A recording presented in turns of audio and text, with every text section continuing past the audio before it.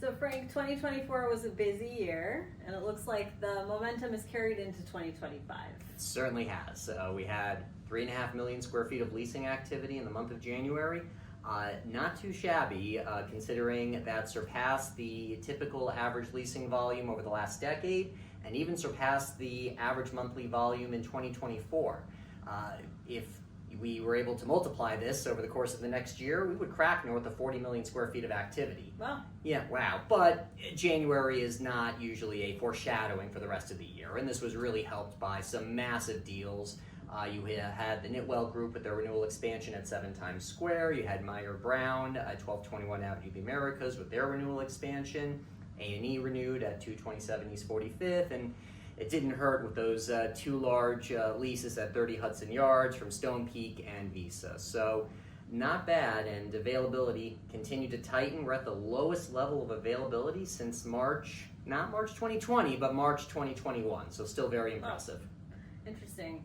I mean, one thing that I'm noticing is there's just like it's such a dynamic market. There are buildings that are going through ownership changes. There are new owners.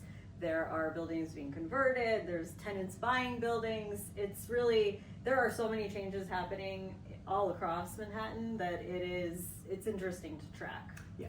So you're saying you're impressed with how well New York Research at Colliers tracks it? Of course. Okay. That was a plug for you. That was our plug. Thank you. Yes.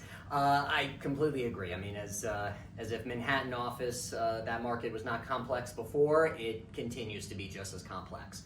Mm-hmm. Now, playing into it, this has always been part of it, but certainly the owner-occupiers, for instance, with the recent purchases at 1375 Broadway and 2 Park Avenue, conversions continue to be part of the equation.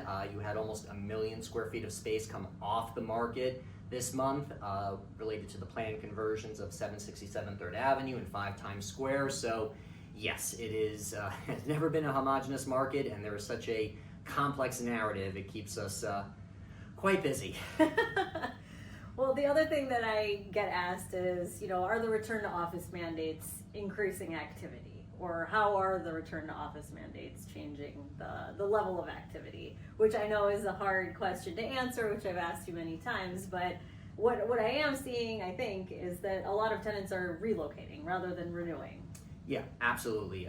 For instance, during the height of the pandemic, we saw about 2/3 of all the activity was really based on short-term extensions and renewals. Over the last couple of years, we've seen solidly more than 50% of the activity being driven by new leases, relocations, expansions, so that's definitely part of it. Now you do get some relocations, some renewals, expansions that might be related to consolidations. For instance, right. Knitwell Group at 7 Times Square, they were consolidating out of other locations in the market, but nonetheless, more of the activity is related to relocation than it is just simply renewing in place.